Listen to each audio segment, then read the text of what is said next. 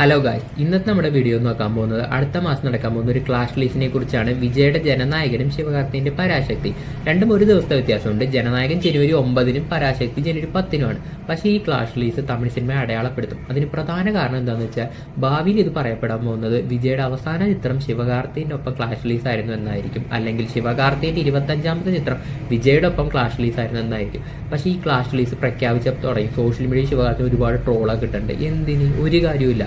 നമുക്കൊരു 20 വർഷം മുമ്പ് പുറകിലോട്ട് പോയി നോക്കാം. 2005 ഏപ്രിൽ രജനിയുടെ ചന്ദ്രമുഖി, കമലഹാസന്റെ മുംബൈ എക്സ്പ്രസ്, മാധവന്റെ പ്രിയസഖി, ഈ 3 സിനിമയുടെ ഒപ്പമായിരുന്നു വിജയുടെ സച്ചിൻ റിലീസായത്. സച്ചിൻ നല്ല സിനിമയായിരുന്നെങ്കിലും ചന്ദ്രമുഖിയുടെ തേരോട്ടത്തിൽ സച്ചിൻ ഒന്ന് വീണുപോവുകയായിരുന്നു. പക്ഷേ അന്ന് കമൽ ഫാനോ രജനി ഫാനോ എന്തിനാണ് വിജയ് ഞങ്ങളോടൊപ്പം റിലീസ് ചെയ്യുന്നതെന്ന് അല്ലെങ്കിൽ വിജയനെ കുറ്റം പറയുകയും ചെയ്തിട്ടുണ്ടാവുമോ? തീർച്ചയായും ഇല്ലായിരിക്കും. കാരണം ഒരു വെള്ളി അല്ലെങ്കിൽ വ്യാഴാഴ്ച സിനിമ റിലീസായേ പറ്റൂ. ഒരു വർഷം ഇത്രയും സിനിമ റിലീസാകുമ്പോൾ ഒരു വെള്ളിയാഴ്ച അല്ലെങ്കിൽ വ്യാഴാഴ്ച 2 സിനിമയോ അതിൽ കൂടുതൽ സിനിമയോ വന്നേ പറ്റൂ. അതും വലിയൊരു ഹോളിഡേ ഫെസ്റ്റിവൽ ടൈം ആണെങ്കിൽ 3-4 സിനിമ റിലീസാവും.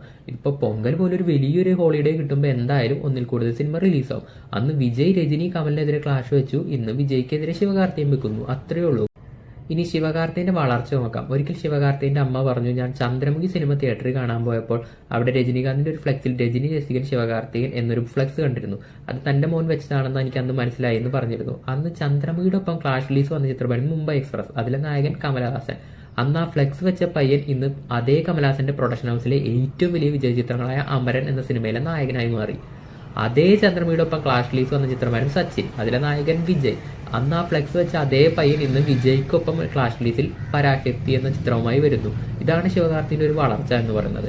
ഈ വളർച്ചയിൽ പലർക്കും അസൂയൊക്കെ ഉണ്ടായിട്ടുണ്ട്. ഇത് മുമ്പും ഉണ്ടായിട്ടുണ്ട്. ശിവകാർത്തികന്റെ മാൻകാരാട്ടെ എന്ന് പറഞ്ഞ സിനിമയിൽ അൻസിക ആയിരുന്നു ഹീറോയിൻ. അന്ന് അൻസിക ടോപ്പ് ഹീറോയിൻ ആയിരുന്നു. അപ്പൊ ശിവകാർത്തികൻ അൻസിക ഹീറോയിനോ എന്നൊരു രീതിയിലായിരുന്നു അന്ന് എല്ലാവരും പറഞ്ഞുകൊണ്ടിരുന്നത്. ശിവകാർത്തികൻ തമിഴ്നാട്ടിൽ സിനിമയിൽ വരുന്നതിന് മുമ്പേ പോപ്പുലർ ആയിരുന്നു. അതിന് പ്രധാന കാരണം എന്ന് പറഞ്ഞാൽ വിജയ് ടിവിയിൽ വരുന്ന എല്ലാ പരിപാടിയും ശിവകാർത്തികൻ പങ്കെടുക്കുമായിരുന്നു. അതിനുശേഷം അതേ പരിപാടിയിൽ ആങ്കർ ആയിട്ടെത്തി. വർഷങ്ങൾക്ക് ശേഷം അതേ പരിപാടിയിൽ ചീഫ് ഗസ്റ്റ് ആയിട്ട് ശിവകാർത്തികൻ തന്നെ വന്നു. ശിവകാർത്തികന് ഒരുപാട് പേര് സഹായിച്ചിട്ടുണ്ട്. ശിവകാർത്തികന് മാത്രമല്ല, സിനിമയിലും ഏത് ഫീൽഡായാലും ആരെങ്കിലും ഒന്ന് ഓപ്പർച്യൂണിറ്റി കൊടുത്താൽ മാത്രമേ നമുക്കത് കഴിവ് തെളിയിക്കാൻ പറ്റുള്ളൂ. അങ്ങനെ ഒരുപാട് പേര് ശിവകാർത്തികന് ഹെൽപ്പ് ചെയ്തു. തന്റെ കഴിവ് പ്രകടിപ്പിച്ചാണ് ഈ സ്ഥാനത്തെത്തിയത്. അതിനിപ്പോ പലരും പല രീതിയിൽ പറയുന്നുണ്ടെങ്കിലും എന്തിന്? സ്വന്തം കഴിവില്ലാതെ ആരും ഒരു സ്ഥലത്തും എത്തില്ല. ധനുഷ് ഒരു ഓപ്പർച്യൂണിറ്റി കൊടുത്തു. ആ ഓപ്പർച്യൂണിറ്റി ശിവകാർത്തികൻ നല്ല രീതിയിൽ ഉപയോഗിച്ചാണ് ഇന്ന് കാണുന്ന നിലയിൽ എത്തിയത്. പക്ഷെ എന്നും വെച്ച് വിജയ്ക്കെതിരെ ക്ലാഷ് വന്നെന്നും പറഞ്ഞ് ശിവകാർത്തികനെ കുറ്റം പറയുന്നതിലൊക്കെ എന്ത് കാര്യമുണ്ട്? ഒരു കാര്യവുമില്ല. വർഷങ്ങൾക്ക് മുമ്പ് വിജയ് കാണിച്ചത് ഇന്ന് ശിവകാർത്തികൻ കാണിക്കുന്നു. അത്രയേ ഉള്ളൂ.